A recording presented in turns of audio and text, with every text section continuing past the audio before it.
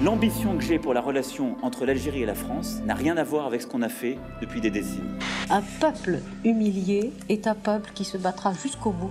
Bonjour, c'est Nicolas Poincaré. Bonjour, c'est Fabien Randrian-Arissoa. La France ne présentera pas ses excuses à l'Algérie pour la colonisation. Emmanuel Macron fixe des limites à la réconciliation qu'il appelle de ses voeux.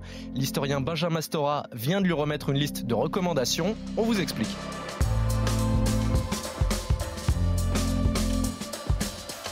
C'est le grand défi mémoriel du quinquennat, penser les blessures entre la France et l'Algérie. Emmanuel Macron, premier président à être né après la guerre d'Algérie, a de grandes ambitions. 3 bonnes raisons d'écouter ce podcast avec Nicolas. Eh bien, on va voir pourquoi cette question des excuses et de la repentance est si sensible des deux côtés de la Méditerranée. On va voir aussi quelles sont les questions qui fâchent, les dossiers qui ne sont toujours pas réglés 60 ans après. Mais on va aussi surtout essayer d'expliquer pourquoi c'est si important de régler cette question. Ce n'est pas avec l'Algérie qu'on essaie de se réconcilier, c'est aussi avec nous-mêmes et en particulier avec les jeunes Français d'origine algérienne. Expliquez-nous le monde. Un podcast RMC. Nicolas Poincaré. Fabien Randrian-Arissoa. Mettons tout de suite les pieds dans le plat et faisons le tour des crimes pour lesquels l'Algérie nous demande des excuses. Alors d'abord, l'ensemble de notre œuvre, la totalité, les 132 ans de colonisation de l'Algérie. Ensuite, les massacres de Sétif, le 8 mai 45, c'est le jour de la capitulation de l'Allemagne. Un vent de liberté souffle et des militants algériens, pour la première fois à Sétif, dans l'est du pays, manifestent et demandent l'indépendance. Et la répression va être terrible. Les Algériens parlent de 40 000 morts. En fait, il y a eu 3 villes de la région de Sétif où il y a eu cette répression. Les historiens français parlent plutôt de la moitié, d'autres même encore beaucoup moins. Mais de toute façon, ce sont des morts donc par milliers et les chiffres sont énormes. Les Algériens voudraient aussi des excuses pour les événements ensuite de la guerre d'Algérie, 58-62, la question de la torture. Et puis entre les deux, ils voudraient aussi qu'on s'excuse pour les essais nucléaires qui ont été faits dans le Sahara, le sud de l'Algérie, avec des séquelles sur les populations locales. Sur l'ensemble de ces dossiers, eh bien, les Algériens demandent depuis 60 ans que la France dise pardon. Et en Algérie, c'est un thème très important. Ça soude. On sait que l'Algérie est quand même depuis 60 ans dirigée par des militaires corrompus et incompétents. Et cette question de demander des excuses à la France, c'est quelque chose qui rassemble l'opinion et répété constamment. En juillet dernier, au moment où l'historien Benjamin Stora s'était vu confier une mission sur la réconciliation entre la France et l'Algérie, il était l'invité de RMC et Mathieu Rouault lui posait déjà la question sur « Est-il possible que la France présente des excuses ?» Ça, je ne sais pas si on ira jusque-là, bien entendu, mais il faut d'abord préciser les enjeux. C'est que ce qu'on appelle la guerre d'Algérie en France touche des millions de personnes dans leur mémoire, dans leur cœur, dans leur esprit. Bien sûr, les Européens d'Algérie, les Pieds Noirs, bien sûr, les Harkis, mais aussi les soldats qui ont été en Algérie. Près de 2 millions, 1,5 million de soldats sont allés en Algérie. Et puis les immigrés algériens en France, naturellement, qui sont très nombreux. Vous voyez, en citant simplement ces 4 groupes principaux de la mémoire autour de la guerre d'Algérie, eh bien, on voit que pour la France, c'est un enjeu considérable. On sait aujourd'hui que ces excuses, elles n'arriveront pas, en tout cas pas sous le quinquennat d'Emmanuel Macron.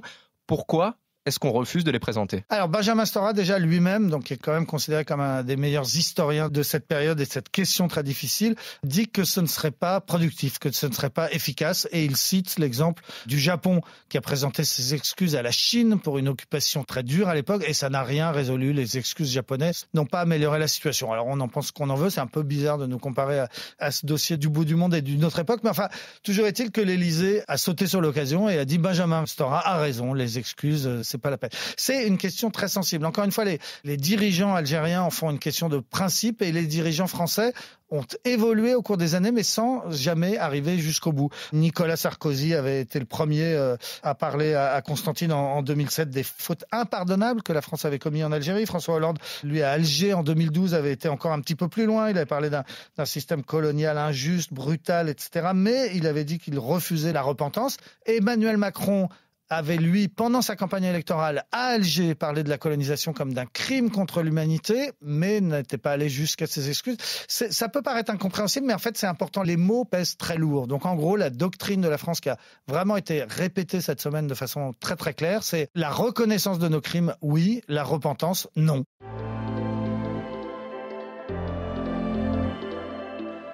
Là-dessus, Emmanuel Macron a été assez constant sur l'ambition qu'il a pour les relations entre la France et l'Algérie. Écoutez ce qu'il disait en déplacement à Alger en décembre 2017. L'ambition que j'ai pour la relation entre l'Algérie et la France n'a rien à voir avec ce qu'on a fait depuis des décennies. J'ai dit les choses sur le passé, mais je les ai dit.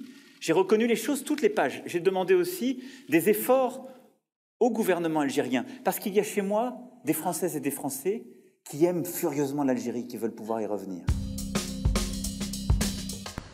Les excuses, c'est le point le plus important, mais il n'y a pas que ça. Il y a une trentaine de recommandations dans le rapport de Benjamin Stora. Qu'est-ce qu'il préconise ? Alors, il préconise de régler un par un tous ces problèmes qui restent, tous ces cailloux qu'on a dans la chaussure et qui nous empêchent de marcher. Et il y en a beaucoup. Alors, il y a par exemple la question des cimetières français et juifs en Algérie qui sont en déshérence, dont personne ne s'occupe. Il faudrait que les descendants des Pieds Noirs puissent retrouver ces cimetières. Il y a la question des harkis, vous savez, les soldats algériens qui ont servi la France, qui sont en Algérie considérés comme des collabos et qui n'ont pas le droit de revenir. Est-ce qu'un jour, ils ne pourraient pas avoir le droit de revenir ? Ils sont très vieux maintenant, les harkis, donc ce serait revenir sur la terre de leur jeunesse. Il y a plein de symboles. Il y a la question des archives. Les militaires français en 62, ils sont partis avec toutes les archives algériennes, y compris les archives de l'état civil, y compris les archives de l'état civil qui dataient d'avant la colonisation, c'est-à-dire début du 19e siècle. Il n'y a pas de raison que ces archives soient en France. C'est la mémoire de l'Algérie, l'enregistrement des naissances, des mariages et des morts d'avant l'arrivée des Français. Il faut qu'on leur rende.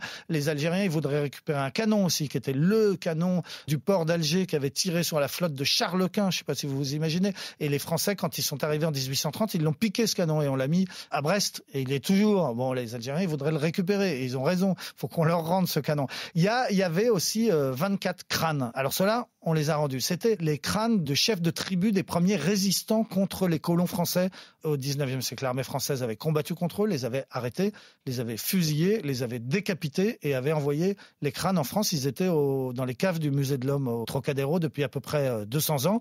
Les Algériens demandaient à les récupérer. On leur a rendu. Et ces 24 crânes sont arrivés à Alger en juillet dernier, reçus avec des honneurs militaires énormes, une cérémonie dans le port d'Alger, l'armée conduit jusqu'au palais présidentiel, recevant ensuite un monument, un mausolée en leur honneur. Vous voyez, c'est pour raconter qu'il y a comme ça, entre nos deux pays, un nombre incalculable de dossiers à régler. La question des disparus dans les deux camps, il y a des disparus dans les deux camps, il y a des archives qui permettraient peut-être de donner des explications, il y a des crimes inexpliqués, il y a un avocat assassiné en 1957, il faudrait que la France reconnaisse que c'est nous qui avons assassiné, enfin nous, l'armée française en l'occurrence, qui avons assassiné cet avocat. Voilà, c'est toutes ces petites questions que Benjamin Stora demande qu'on règle une par une. Vous l'aurez bien compris, cette histoire entre nos deux pays, c'est une histoire de symboles. Et un des symboles importants, c'est de faire rentrer au Panthéon Gisèle Halimi. Oui, Gisèle Halimi, c'est une avocate, on la connaît pour sa défense de la cause de l'avortement, son combat dans les années 70, mais avant, très jeune avocate, née en Tunisie, elle avait défendu les principaux responsables du FLN, le mouvement de libération indépendantiste algérien. Elle avait notamment défendu une femme qui s'appelait Djamila Boupacha, qui était accusée d'avoir commis un attentat et qui risquait la peine de mort. Dans un premier temps, elle devait être jugée en Algérie par une cour militaire. Gisèle Halimi ne pouvait pas y aller, c'était trop dangereux pour elle. Elle a envoyé un autre avocat qui, à peine arrivé, a été assassiné par des Français, sans doute. Finalement, l'affaire a pris une certaine ampleur. Gisèle Halimi a poursuivi l'État français. Le procès a été délocalisé à Caen, où il a eu lieu. Simone de Beauvoir, la femme de Sartre, est intervenue. Picasso a dessiné le portrait de Madame Boupacha. C'est devenu une grande cause. Et Gisèle Halimi a démontré pendant le procès que les aveux de cette femme lui avaient été estorqués par des militaires en prison qui l'avaient torturé et violé dans des conditions épouvantables. Et c'est la première fois qu'on a mis sur la table, comme ça, en pleine guerre d'Algérie, les méthodes parfois épouvantables utilisées par les militaires français. Donc voilà, Gisèle Halimi, à l'époque, c'était vraiment l'avocate de la cause algérienne. Et aujourd'hui, lui rendre le plus grand hommage que la France puisse rendre à quelqu'un, c'est-à-dire le transfert des cendres au Panthéon, c'est un paradoxe. Encore une fois, effectivement, c'est une façon de reconnaître ce qu'on a fait là-bas. C'est un symbole très fort. Gisèle Halimi était très fière de porter ce combat, de défendre les indépendantistes algériens. Elle le faisait notamment à la télévision dans les années 60. Écoutez. En Algérie, il y avait une colonisation. Il y a eu un peuple algérien qui était opprimé, exploité et surtout à qui on enlevait, on refusait la dignité d'exister en tant que peuple. Vous voyez ? Et alors, qu'est-ce que la dignité d'homme ? C'est le contraire de l'humiliation. Et je crois qu'un peuple humilié est un peuple qui se battra jusqu'au bout pour recouvrer sa dignité. Si on a choisi aujourd'hui de vous parler de la mémoire de la guerre d'Algérie et de la colonisation, c'est parce que c'est une question importante qui n'appartient pas au passé et aux vieilles générations, ça nous concerne tous. Surtout pour les jeunes d'aujourd'hui. En fait, si on veut se réconcilier, c'est pas avec l'Algérie, c'est pas avec la junte militaire, encore une fois, pas très respectable, que l'on veut se réconcilier. C'est pas avec les harkis que l'on veut se réconcilier. Ils sont vieux maintenant. Les pieds noirs, vous vous rendez compte, ceux qui sont arrivés tout bébés, ils ont plus de 60 ans maintenant. Donc, c'est pas ça la question importante. Si Emmanuel Macron attache autant d'importance au fait qu'on se réconcilie avec cette histoire, c'est vis-à-vis des jeunes Algériens. On a tous en tête les images de matchs de foot France-Algérie, où les jeunes Français envahissent le terrain plutôt que de voir l'Algérie perdre un match contre l'équipe de France. Et il y a un problème avec la jeunesse née 2e, 3e, 4e génération maintenant, la jeunesse d'origine algérienne née en France. Il ne faut pas que ces jeunes entendent deux histoires dans leur famille. Et quand ils rentrent en Algérie l'été, on leur raconte les massacres, la barbarie, la torture, l'horreur de la France. Et puis ensuite, quand ils rentrent, on leur raconte une autre histoire. Et à l'école, on leur apprend presque pas la guerre d'Algérie. Par exemple, s'ils font des études dans un lycée technique, la guerre d'Algérie, c'est pas au programme. On peut aller jusqu'au bac sans jamais en entendre parler en cours d'histoire. Ça, c'est pas normal. Si Benjamin Stora fait tout ce travail, si Emmanuel Macron y attache autant d'importance, c'est à destination de cette jeunesse, qu'il ne soit pas schizophrène, qu'il n'ait pas deux histoires, qu'il n'y en ait plus un jour qu'une seule.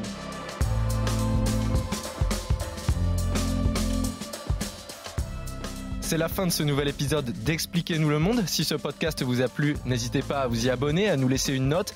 Nous sommes sur toutes les plateformes de streaming, sur le site et l'application RMC.